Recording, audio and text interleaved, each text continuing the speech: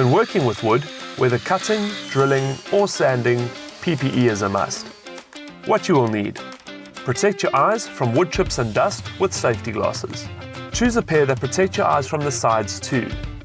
Prevent breathing in dust with a dust mask. Be sure to pinch the metal tab over your nose for a better seal once placed over your mouth. Power tools can be loud and will irritate and damage your hearing. Use earplugs or ear muffs to dampen the noise.